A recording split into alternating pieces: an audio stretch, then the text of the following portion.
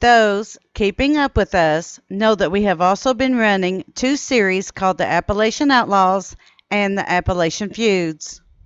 We do a massive amount of research on everything that we have topics about. While researching out one of our feuds, we came across this article in the Big Stone Gap Post on February 16, 1893. At this time, Dr. Marshall Benton Taylor had been convicted of murder in the first degree for the Pound Gap Massacre. According to all sources, this conviction was based solely upon the jury's examination of his rifle. They had taken apart the rifle without the defense lawyers, the prosecution, or Taylor being present. This should have automatically caused a mistrial. We have seen the affidavits from several of the jurors, the sheriff, and his deputy to this fact and how it affected the jury's decision of guilt. While Taylor's sentence was supposed to be carried out in December of 1892, he received a last-minute stay of execution while his case made its way through the appellate court in Wytheville, Virginia. This case would be heard in July of 1893. In the meantime, Taylor's lead attorney, Judge T.M. Alderson, and Taylor gave interviews speaking about the same thing. We have chosen to give you the attorney's interview as it is found in the Big Stone Gap Post. Between the two, it carries more weight to the particulars of the case. The only differences between the two interviews is that Taylor maintained his innocence throughout the interview and insisted he had been wrongfully charged and convicted of the crime by his enemies. Judge T.M. Alderson Interview, Part 1. Quote, the Dr. Taylor case. Judge T.M. Alderson of Wise Courthouse came down Sunday and went over in Bristol on Monday's early train. Judge Alderson vigorously defended Dr. Taylor in his late trial for the Pound Gap Massacre and says, while he is convinced the jurymen in the case acted in accordance with their honest convictions, still he does not think the evidence in the case justified the verdict rendered. In referring to the different errors pointed out in the bill prepared and presented by himself and associates to the higher court asking for a new trial, he said of the 8 pointed out, he thought that there was one alone sufficient to give them good grounds to expect a favorable decision, unquote. For the first time, we learned what Dr. Taylor's attorneys thought about the case and what was to be expected. Judge Alderson seemed hopeful that one of the 12 exceptions that they had raised would overturn the conviction and cause Wise County to either retry or dismiss the case. In no way does the judge give any hints that the jury acted with malice or animosity toward Dr. Taylor. He states that he felt that they had acted as honest men. However, he feels that there are simply not enough evidence to merit a conviction of first-degree murder in this case. Although the attorneys would write out the exceptions to the case, it was up to the judge to sign off on them and attach them to the transcript of the trial and prepare the appeal for the appellate court. Did Judge Samuel Williams fail to do his duty? Just like Charles Johnson, we were shocked that the 12 exceptions written out by Dr. Taylor's attorneys were not attached to the transcript. At the time, it would have been Judge Williams' duty to ensure the accuracy of the transcript. He would also be responsible to ensure that all affidavits and other paperwork were included in the appeal before being sent to the appellate court. Did he feel that the conviction was correct and that there were no errors at bar? Could this be why there is nothing but affidavits attached to the transcript? We have no answer for this, simply questions. However, if Judge Williams had done his duty, we question where and when the exceptions became lost. And what about the accuracy of the transcript? We believe that we have found and pointed out ample evidence of ex post facto and other editing throughout the transcript. Remember, other than the appellate court, after Judge Williams signed off on the appeal, no one was ever expected to see the transcript or any other paperwork that went along with it. That is, until former Wise County Court Clerk Charles A. Johnson decided to write a book and include the story about the Pound Gap Massacre. Judge T.M. Alderson interview, Part 2. Continuing with the newspaper article. Quote, in this, he referred to the fact that 3 cartridge holes were picked up on the ground of the bloody massacre where the 5 people were murdered from ambush, that these holes were produced as evidence to show that they had been used in a gun the same caliber that is owned by Taylor, which was the case.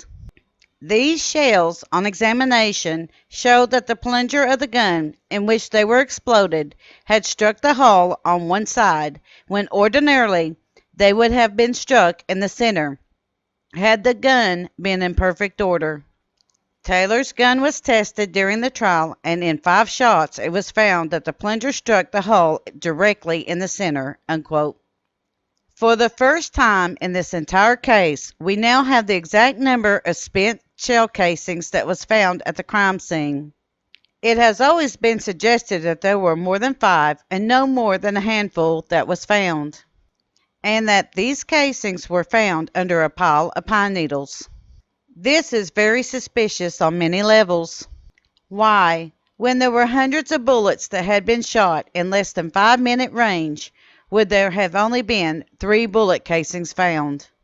The oft-told story tells us that these shell casings was as if a person emptied their gun into their hand, laid the shell casings down, and covered them with either pine needles or pine cones, depending on who is telling the story.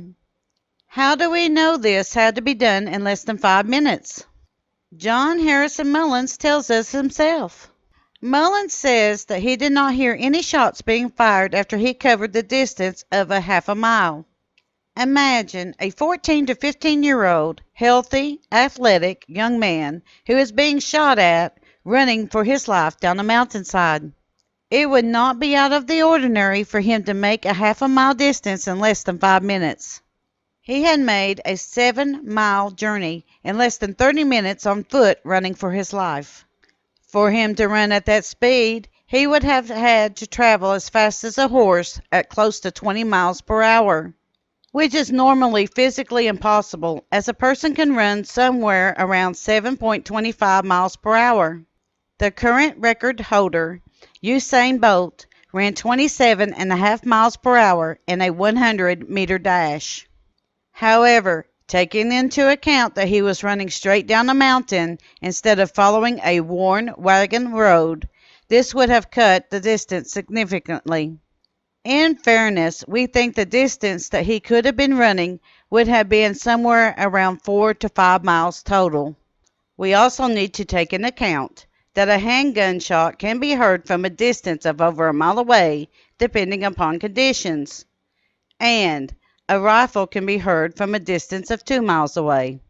So we propose that since John Mullins did not hear any more shots after he had traveled the distance of a half a mile or more, then the shooting of the Mullins party had stopped at that point. And our next point is that the gun had been tested during the court proceedings with 5 bullets to make sure that the gun was either a center fire or rim fire. This determination was made by the testimony of the gunsmith, Deputy Sheriff Miller. Judge T.M. Alderson interview, Part 3. Continuing on with the newspaper article. Quote, after the case had been given to the jury and it had retired to consider the evidence, this point came up.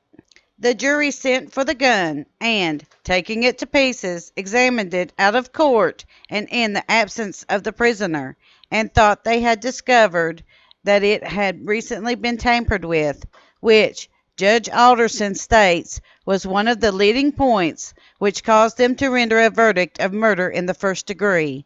Unquote. Whoa! Wait a minute! Hold the phone, Sally!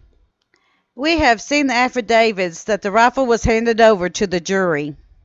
They were allowed to take it apart and put it back together again without Dr. Taylor and or his attorneys being present. This should and did prompt the call for a mistrial from the defense. which was overruled by Judge Williams. In cases back then, as in today, the jury is not allowed to view the murder weapon or crime scene without the presence of the attorneys and/or defendant. This is to ensure that there is no tampering with the evidence, either on purpose or accidentally, by the jury to try to discover more evidence than what was presented by the court and witnesses. This very action taken by the jury is why Judge Alderson felt that the conviction would be overturned in the appellate court. Something missing. What? No mention of the testimony of Jane Mullins? Why did Judge Alderson not mention Jane in his statement? She, after all, was the prosecution's star witness against Dr. Taylor. And for 131 years, her testimony has stood in many of the tellings and retellings and most of the myths and legends surround her side of the story. But was it true? As we have previously stated and demonstrated, she had perjured herself on the witness stand, and the defense had done a pretty good job of tearing her story apart and proved it was false. Even the jury affidavits didn't consider it for the conviction of Dr. Taylor. I.N. Mills states in his affidavit that if it had not been for the examination of the rifle, the jury would have found Dr. Taylor innocent. Our question to everyone is this: why then is the testimony and story of Jane Mullins being retold over and over for 131 years? After all, in the transcript of the trial, she perjured herself and admitted that she told what she wanted to, when she wanted to. In other words, she herself admitted on the stand that she was a liar. From Judge Alderson's and Taylor's interview, it must have been a real shock when the appellate court refused to dismiss or retry the case due to the lack of evidence. It was the action of one of the appellate judges that stayed the execution, and from the newspaper accounts, the appellate trial consisted mostly of an argument between the Chief Justice and the judge that stayed the execution. We believe that the judge that granted the stay looked at the transcript and noticed that a lot of it did not make sense. But without those 12 exceptions, there was no evidence to grant a new trial based solely upon the transcript and the affidavits presented to the court as we have it today. Luckily, unlike the appellate court, we are able to look back at the story and the trial of the Pound Gap Massacre using the lens of hindsight. We, the jury. Quote, the trial of Dr. Marshall Benton Taylor lasted 6 days, commencing on Monday, September 5th, and ending on Saturday, September 10th, 1892.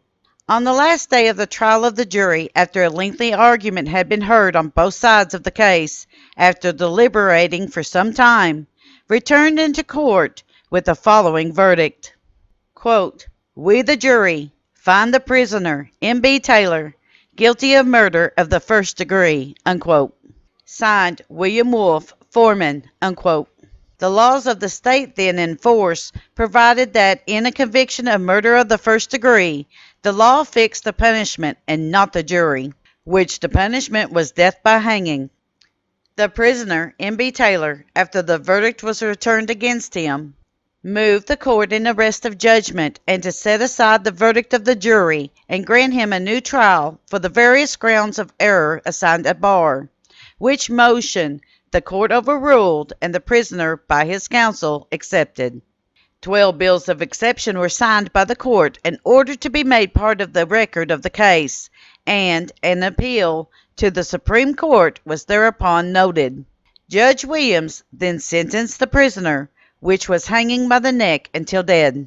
The date of the execution of sentence was fixed for the 10th of December, between the hours of 10 o'clock a.m. and 2 o'clock p.m., at its usual place provided by law. On the following Monday morning, after the sentence was passed on the prisoner, the judge of the court entered an order directing the prisoner to be confined in the city jail of Lynchburg to await action of the Supreme Court on his appeal, unquote. There are several things that we feel that you, our viewers and readers, must be informed about before we proceed any further. Everything that we have just stated is a direct quote from the History of Wise County, Virginia by Charles A. Johnson. The jury illegally examines the rifle. Secondly, the recorded statement, quote, various grounds of error assigned at bar, unquote, refers to suspected by the defense mistakes made by the court or judge over the course of the trial. But the one specifically pointed out at this point of the trial was a huge one, and this error should have automatically triggered a mistrial. For some reason, the judge allowed the jury to examine the suspected murder weapon unsupervised. What's worse is that the inspection was apparently done without the knowledge of the defendant or his attorneys, and may have even occurred without the knowledge of the prosecution. To make matters even worse, 3 of the jurors had taken upon themselves to disassemble the rifle. These 3 jurors then educated the rest of the jury, explaining to them that the rifle had been recently altered. The rest of the jury had been told that Taylor had altered the rifle to strike the bullet in the center. But because the rifle had been a rimfire, it wasn't, which would have matched the shell casings found at the crime scene. The rifle now struck those same casings just off center.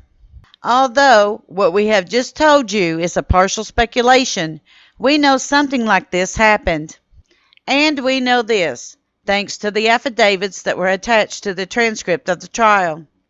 Here again, we thank and praise the actions of juror I.N. Mills, because we believe that if he had not reported to the sheriff that the jury disassembled the rifle and was, quote, unable, unquote, to properly reassemble it, no one would have ever known that the jury's illegal action and the 4 affidavits would not exist. The test firing of the rifle. There is also something else that we believe that you should know here.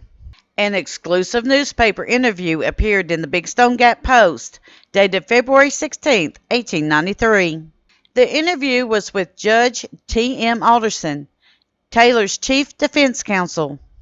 Judge Alderson states in the interview that Dr. Taylor's rifle had been hot-fired with live ammunition 5 times during its initial court examination. He further states that during these live firings that the firing pin had struck the shells dead center with each shot. The affidavit of juror I.N. Mills tells us that at least he and 1 other juror would not have voted to convict if this examination of the rifle had not taken place. The truth is that the rifle was an 1876 Winchester Centennial Edition. From our understanding, the first run of these rifles had been numbered because of their collectability.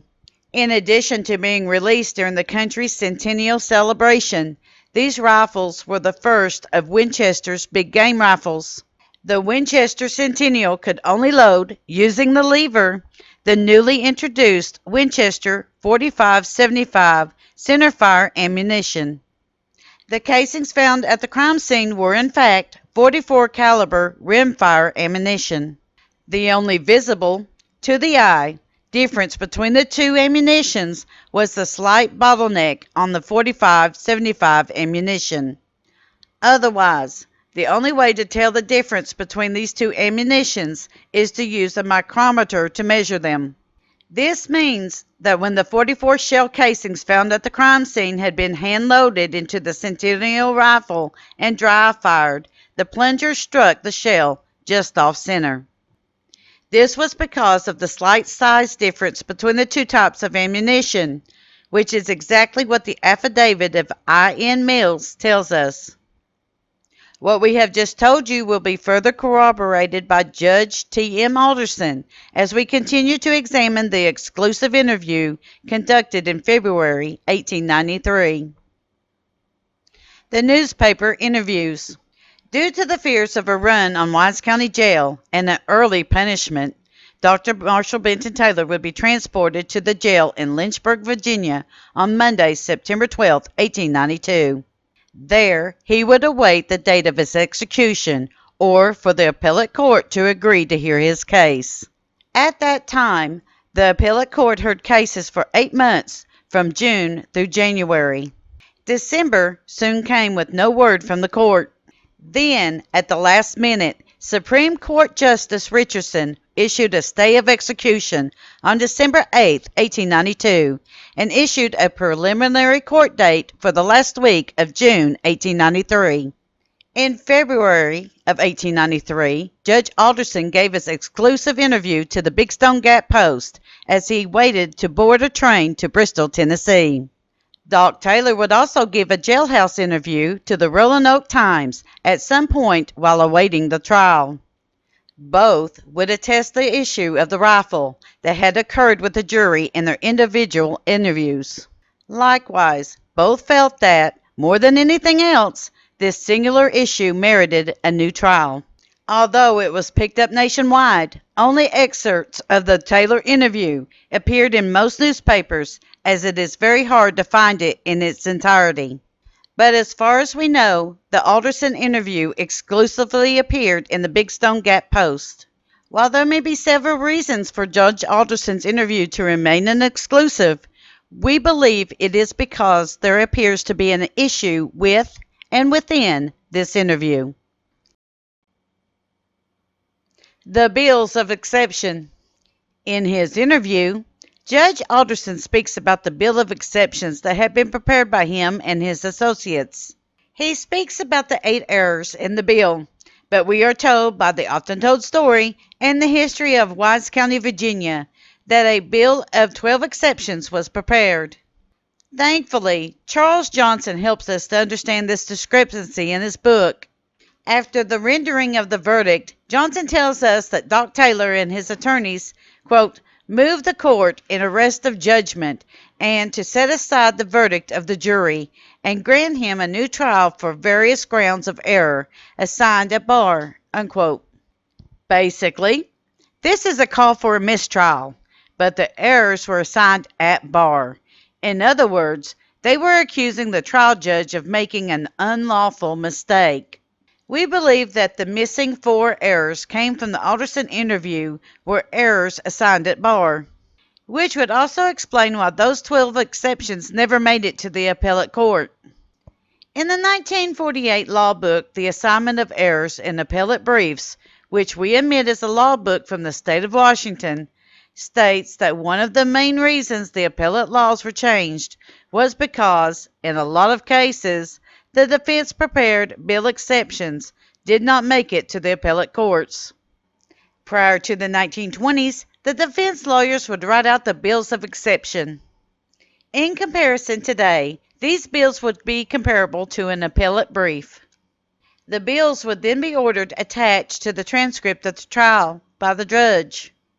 The judge and or his staff would then prepare the appellate brief and send it to the appellate court. This happened in the trial of Dr. Taylor. However, we believe that just as in the example cases stated in the law book, Assignment of Errors in Appellate Briefs, the 12 exceptions from the Taylor trial never made it to the appellate court. We also believe that this occurred because, just as the law book tells us, the 12 exceptions in the Taylor trial contain 4 errors assigned at bar. The law book goes on to tell us that this often occurred because these errors listed problems that could have resulted in a judge not only losing their judgeship, but could also result in disbarment. Was the Big Stone Gap complicit or compromised? Returning to the interview given by Judge Alderson. As we have already stated, the Alderson interview exclusively appeared in the Big Stone Gap Post. And while there may be several reasons for Judge Alderson's interview to remain exclusive, we believe that it is because the Big Stone Gap Post did not offer the interview to other newspapers. This, considering the circumstances, is extremely strange. Supposedly, the previous owner shut the newspaper down in April of 1892 because of poor circulation, and he could not make money with the newspaper. The new owner, or owners, started the paper shortly after the Taylor trial in September of 1892. Another on the whole strange set of circumstantial timing, to say the least. At that time, newspapers not only made money from direct sales, but by offering their stories to other newspapers. This was in the days before syndication. Yet, for some reason, this story seems to have not been offered. This is extremely strange because at that time there was extreme national interest in the Taylor trial and the Pound Gap Massacre. Could it be that someone or some group in Big Stone Gap or Wise County did not want to chance one of the appellate judges seeing this interview? Further explanation. To further explain this statement, we will first look at the entire interview. Quote, the Dr. Taylor case, unquote. Quote, Judge T.M. Alderson of Wise Courthouse came down Sunday and went over in Bristol on Monday's early train. Judge Alderson vigorously defended Dr. Taylor in his late trial for the Pound Gap Massacre, and says, while he is convinced the jurymen in the case acted in accordance with their honest convictions, still he does not think the evidence in the case justified the verdict rendered. In referring to the different errors pointed out in the bill prepared and presented by himself and associates to the higher court, asking for a new trial, he said of the 8 pointed out, he thought that there was one alone sufficient to give them good grounds to expect a favorable decision, unquote. Quote, in this he referred to the fact that 3 cartridge holes were picked up on the ground of the bloody massacre where the 5 people were murdered from ambush, that these holes were produced as evidence to show that they had been used in a gun the same caliber as owned by Taylor, which was the case. These shells, on examination, showed that the plunger of the gun in which they were exploded had struck the hull on one side, when ordinarily they would have been struck in the center, had the gun been in perfect order. Taylor's gun was tested during the trial, and in 5 shots it was found that the plunger struck the hull directly in the center, unquote. Quote, the case had been given to the jury, and it had retired to consider the evidence. This point came up. The jury sent for the gun, taking it to pieces, examined it out of court, and in the absence of the prisoner, and thought they had discovered that it had recently been tampered with, which Judge Alderson states was one of the leading points which caused him to render a verdict of murder in the first degree, unquote. The problems within this interview lies with true, untrue statements that were found in the second paragraph. These statements are tacked on to the ends of 2 things that are known to be true. And if you are as familiar with the case as we are, you have probably already discovered what we are about to tell you just by hearing the interview being read aloud. The first true statement. The first true statement is about the 3 cartridge holes from the crime scene and ends with, quote, that these holes were produced as evidence to show that they had been used in a gun the same caliber as that owned by Taylor, unquote. The untrue and added statement being the ending of the sentence, quote, which was the case, unquote. This simply is not true. The cartridge holes were entered into evidence with the first witness called by the prosecution. When asked about these shell casings, the transcript states that the witness responded that they were 45 by 75 caliber. However, as we have discussed in earlier videos, we believe that most, but not all, of the statements about the caliber of the ammunition and Dr. Taylor's rifle had been changed in a copy of the transcript sent to the appellate court. This, we believe, is verified in the testimony of Jemima Harris. She testifies about an attempt on the life of Ira Mullins, which had occurred on April of 1892. In her testimony, she states that she believes that a bullet recovered from Ira's bed had been a .44 caliber. Jemima is then asked if she knew that Dr. Taylor carried a .44 caliber pistols. It is at this point that we believe that the prosecution introduced Taylor's pistols into evidence. But these pistols are quickly dismissed as the murder weapon simply because they were long Colt 45s. The Colts were center fire and could not be the murder weapon because they did not match the shell casings. It is from this point forward that the prosecution abandons the pistols and focuses on Dr. Taylor's rifle, even though the court did not have possession of it, nor did they know where it was. Here we must pause for a moment to briefly speak about the indictment against Dr. Taylor, Adams, and the Fleming brothers. The original indictment had been issued by the grand jury, which had been sworn in on April 26, 1892. It had been dated on the 14th day of May, 1892, and stated that they had killed Ira Mullins with a gun valued at $5.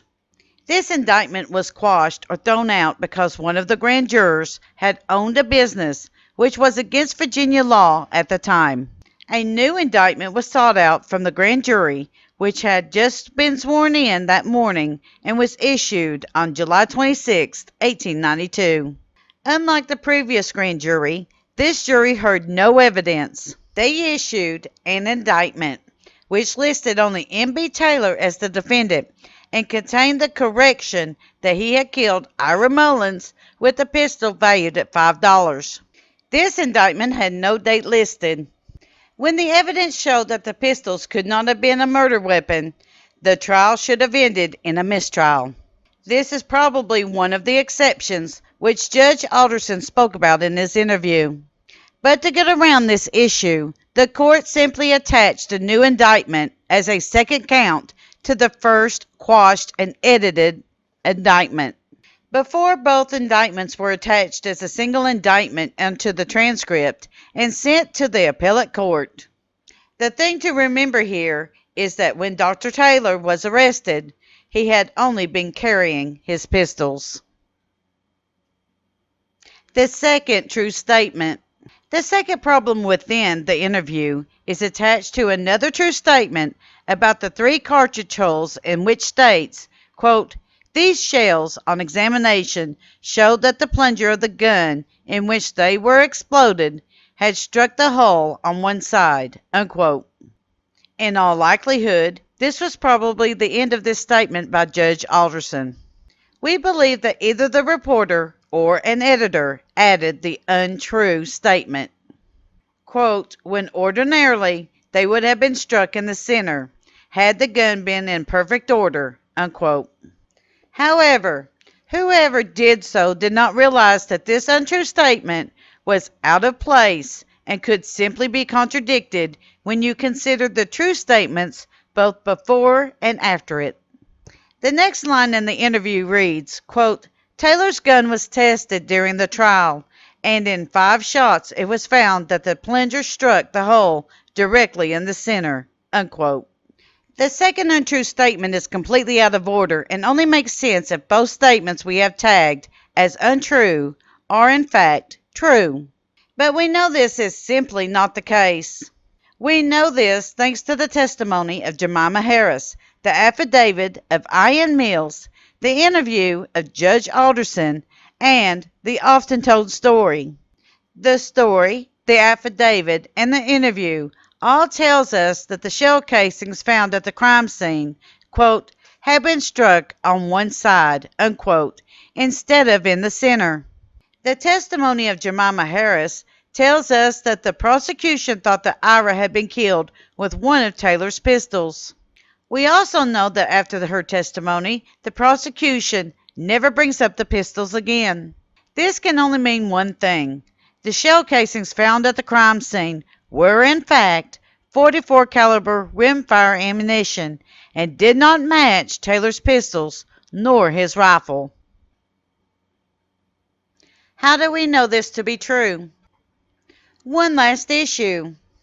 I was recently asked, quote, "How do you know that the shell casings found at the crime scene were not .44 WCF or Winchester centerfire ammunition?" This is a great question. Although there is no mention of it in the interview of Judge Alderson, the Mills affidavit, or the transcript of the trial. The often told story tells us that Dr. Taylor's rifle had been dry fired using one of the shell casings found at the crime scene. In this story, it is always stated that the plunger or firing pin struck the shell just off center. First, a rimfire weapon cannot discharge center fire ammunition, nor the reverse. Second, it is true that .44 caliber ammunition is made in both rim and centerfire variants, and in 1894, Winchester released a rifle that would fire both types of ammunition. This release was paired with the release of a kit that would replace the firing mechanism in older rifles, enabling them to use both variants as well. This game-changing renovation led to Winchester's .44s being declared, quote, the gun that won the West, unquote. Third, we know that Dr. Taylor's rifle was an 1876 Winchester Centennial. It was the first big game rifle that Winchester released. It was a center fire, and although it could discharge a .44 WCF bullet, it would have struck the .44 WCF just off center, but it would still fire. However, because of the differences between the .45-75 ammunition made for the Centennial, each of the 44 shells would have to be hand-loaded into his rifle. The counter-argument was this, quote, so how do you know he wasn't using a .44 WCF ammunition in his pistols? Unquote. Because of the testimony of Jemima Harris. She testifies that she thinks a bullet retrieved from Ira's bed in April was a .44 caliber. Although the questions asked by the prosecution or the defense were not recorded in court transcripts of the time, we know that she was asked the question about Taylor's pistols because she replies that she, quote, didn't know that Dr. Taylor carried a .44 pistol, unquote. We believe that the pistols were entered into evidence at that time. We also believe that no other questions about the pistols occurred during the trial because the shell casings were rimfire. If the casings had been .44 WCF, they would have been fired in Taylor's centerfire Colt .45s, but they would have struck the shells just off center, but the shell casings had been struck on the side. Lastly, Winchester and most other manufacturers made it easy to visually tell the difference between the rim-fired and the center-fired ammunition. While the rim-fire ammunition has a smooth bottom, the center-fired ammunition has a circular indent where the primer sits in the shell casings. Thank you. We at Kentucky, Tennessee Living would like to thank you for watching our video series on the Killing Rock, also known as the Pound Gap Massacre. Don't forget to hit that like button, as the more likes we receive, the more likely YouTube is to suggest our videos to other viewers. Also, to receive notice when we upload a new video, be sure to subscribe and click the bell notification button. We thank you for continuing to support Kentucky, Tennessee Living as we are discovering the mysteries in Appalachian history.